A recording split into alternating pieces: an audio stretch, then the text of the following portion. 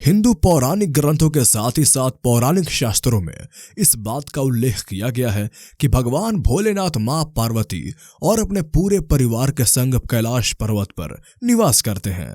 यही वजह है कि भोलेनाथ को ही कैलाश का स्वामी कहा जाता है।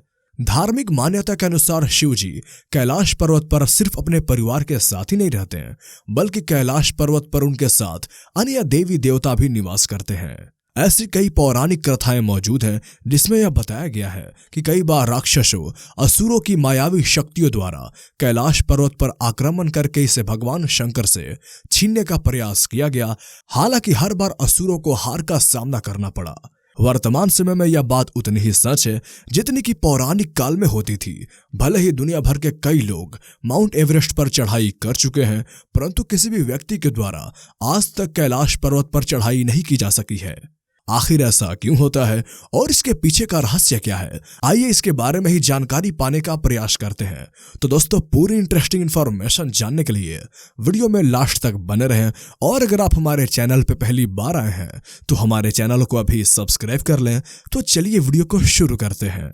आखिर क्यों कैलाश पर्वत पर आज तक कोई चढ़ नहीं पाया?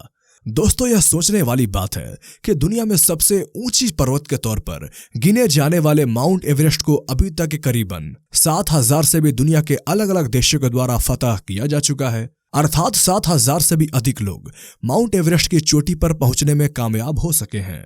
माउंट एवरेस्ट की ऊंचाई 8,848 मीटर है, परंतु ताज्जुब की बात तो यह है कि आज तक कोई भी व्यक्ति कैलाश पर्वत की ऊंचाई पर पहुंचने में सफल नहीं हो चुका है, जबकि कैलाश पर्वत की ऊंचाई माउंट एवरेस्ट से काफी कम है। आपको बता दें कि माउंट एवरेस्ट से कैलाश पर्वत की ऊंचाई तकरीबन 2,000 मीटर कम है, अर्थात 6,638 मीटर है। और यही बात दुनिया भर के लोगों के लिए एक रहस्य का विषय बन चुका है। कई बार यह बात सामने आई है कि कैलाश पर्वत पर जब तक पर्वतारोही चढ़ने का प्रयास करते हैं तो उनकी बॉडी के बाल और नाखून काफी तेज गति के साथ बढ़ना शुरू हो जाते हैं। इसके साथ ही यह कहा जाता है कि कैलाश पर्वत पर रेडियो एक्टिव की संख्या भी काफी अधिक है। और क्या आप जानते हैं, कैलाश पर्वत पर व्यक्ति दिशाहीन हो जाता है। कैलाश पर्वत पर कभी कोई व्यक्ति क्यों नहीं जा पाता है, इससे संबंधित कई कहानियां प्रचलित में हैं।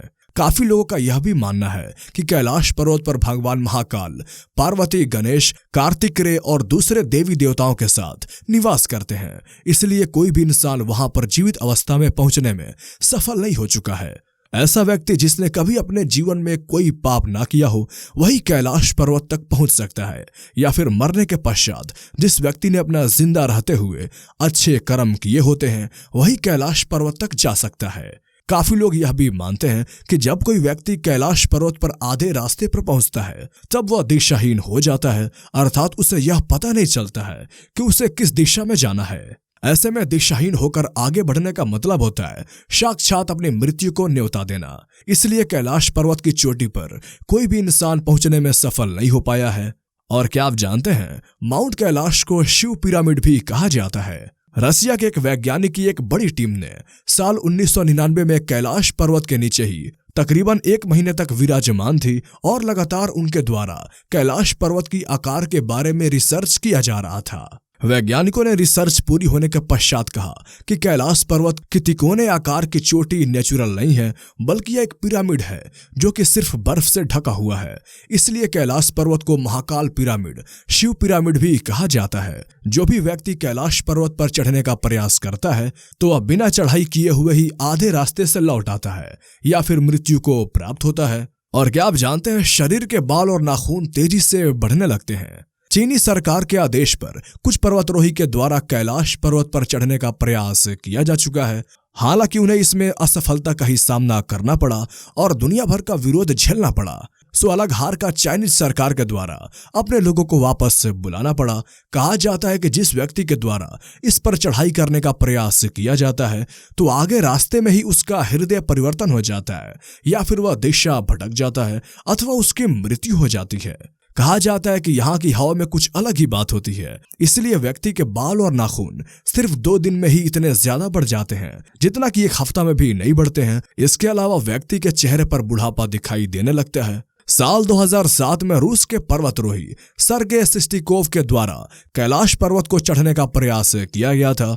उन्होंने अपने एक्सपीरियंस में बताया कि आधे रास्ते पर पहुंचने के पश्चात ही उन्हें और उनकी टीम के सर में भयानक दर्द होने लगा और उनके पैरों ने भी जवाब दे दिया।